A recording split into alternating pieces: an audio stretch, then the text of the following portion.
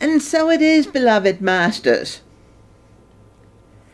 to desire freedom is a natural aspect of the human nature. To look for it, to seek it, and the concept of freedom has been, when I am free, I won't have any responsibilities. When I am free, I can do exactly what I want to. When I am free, no one can tell me what to do. And when you listen to it, you hear the ego child talking. No one's going to tell me what to do. And I don't have to do all those things that I've always been told to do. And I can do exactly what I want to do. And yet, very often, and a perfect example in the human life is called retirement. People look so forward to retirement, and they wait for it, but they don't make any preparation. They make plans. There are certain things that you have to do to get ready for retirement. You have to save money. So you can't live your middle years in particular comfort because you got to save for retirement.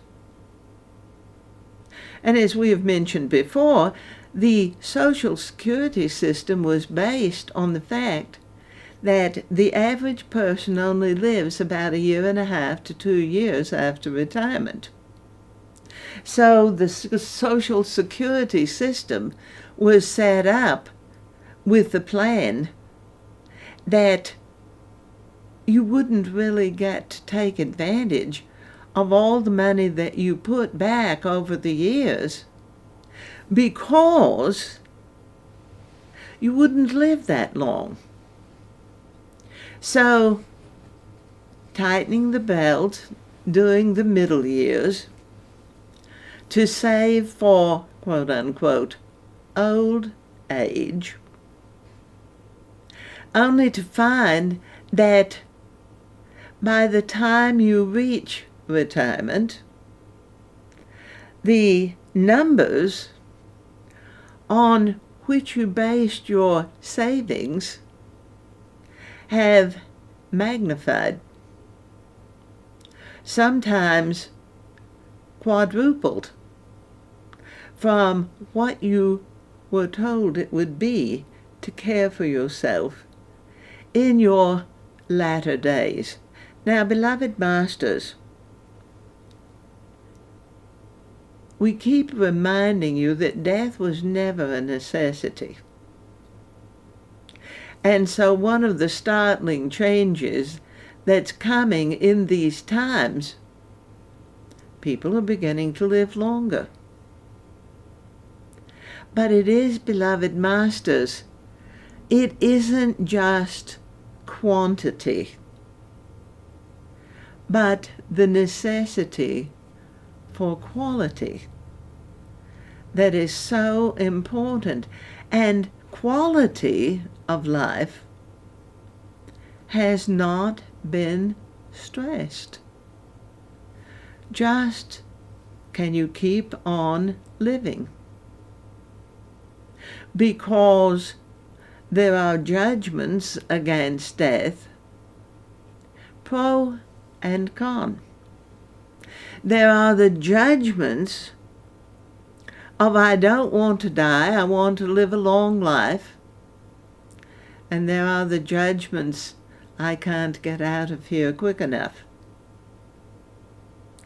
but it is that in all of the things that humanity has desired to have free choice about,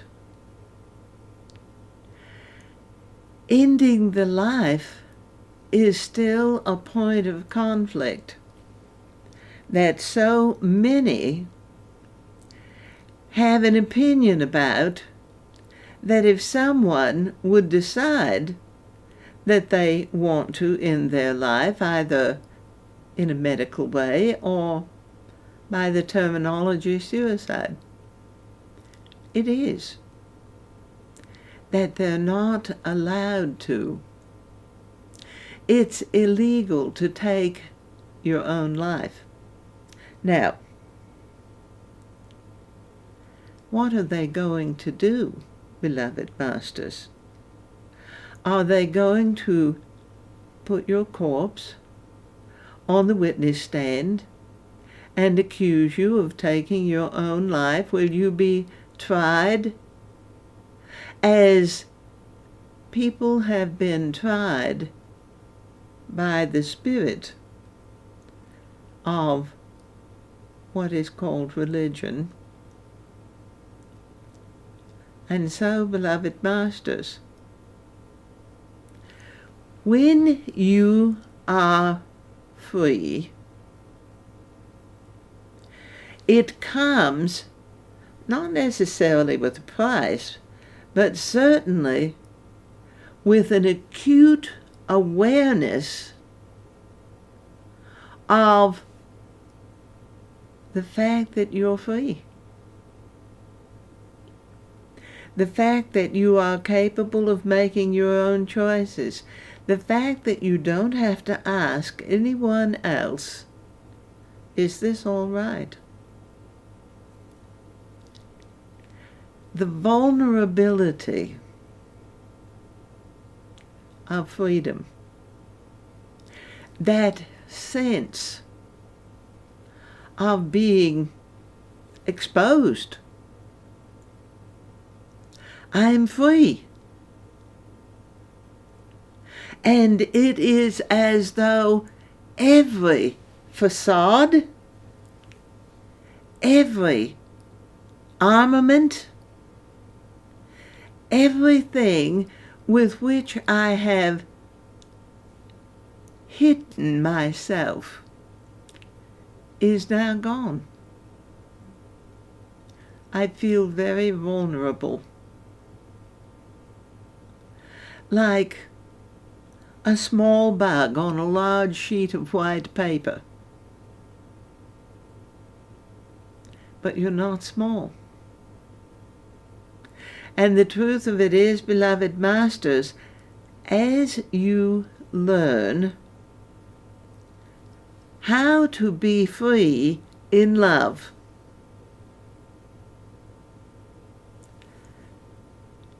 the vulnerability will become something pleasantly acceptable rather than worrisome or frightening. There is a sweetness in vulnerability.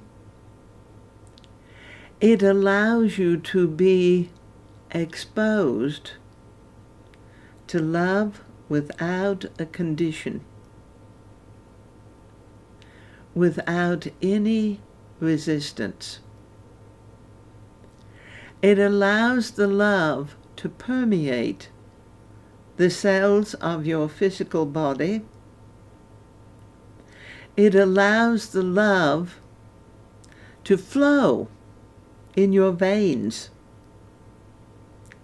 It allows the love to enter into the heart, into the soul center, into the stomach, so that there is a sense of health and well-being, of wholeness, of sweetness, that all the war games that the illusion has foisted upon humanity began to dissolve.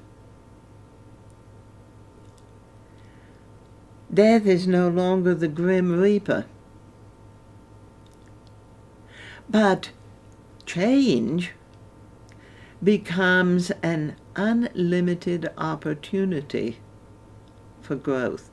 And humanity has seen change as a form of death, a little death, a great one. The absolute end of what I have known. And how can I survive when everything that I have known myself to be is taken away?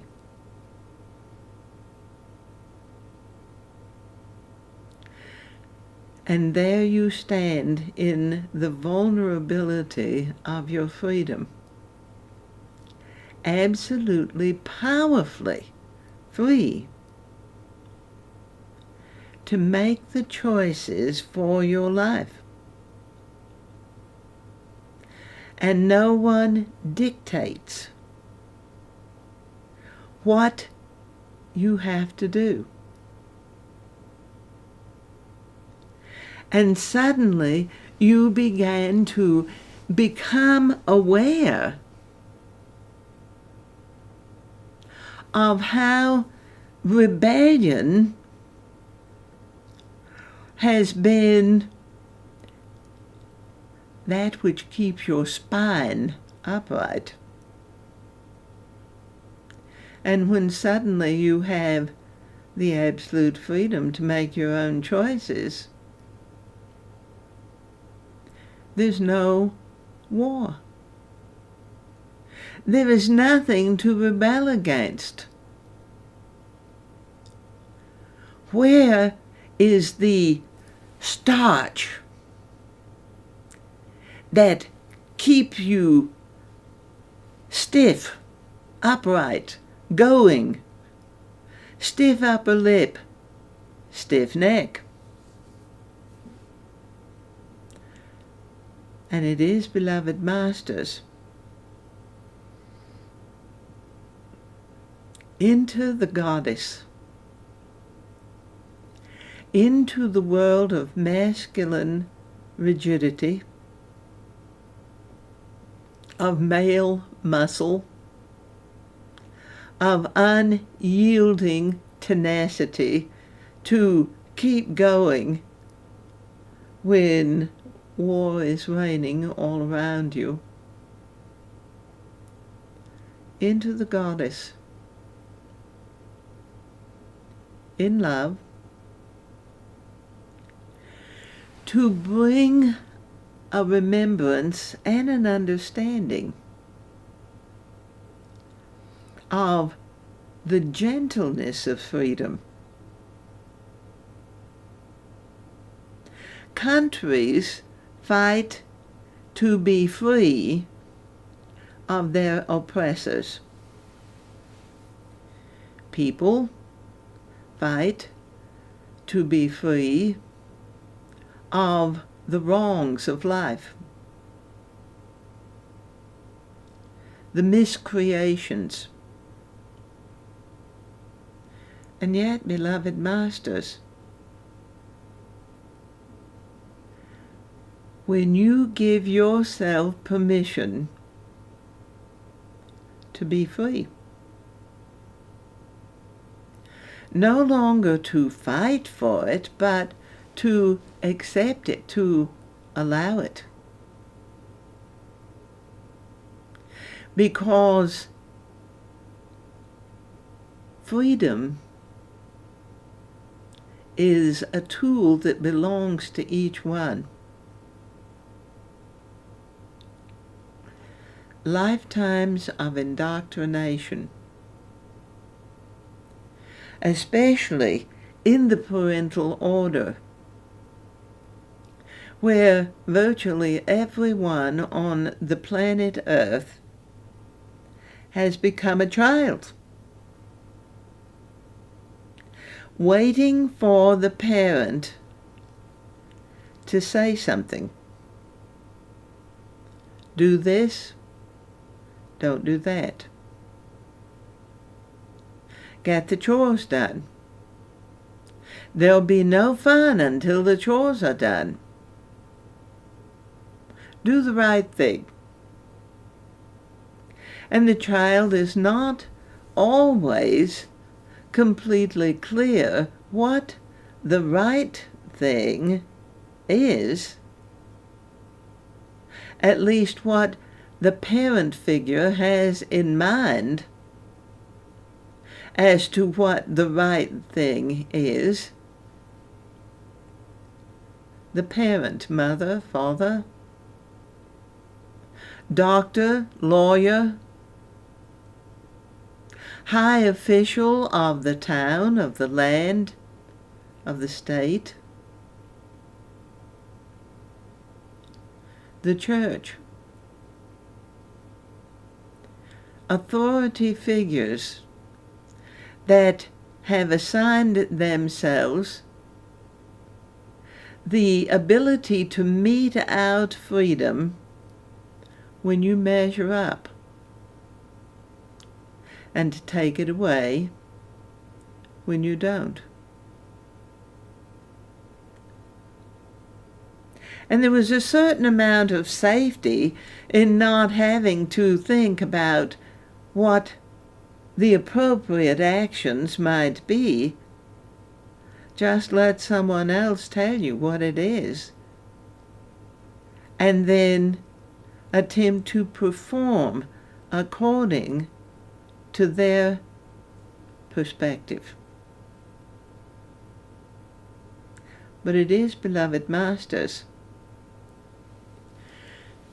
as the paradigms are changing on the planet, everything that was based on the parental order is moving and shifting and changing and blowing away like mist in a morning sunshine. And what is being revealed is you.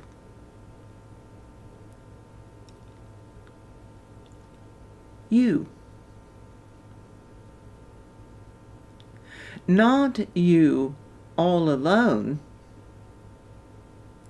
because as the facades fall down, as the old ways of illusion began to disappear, people will begin to realize how alone they have been in that illusion. And the new paradigms are calling humanity to come together.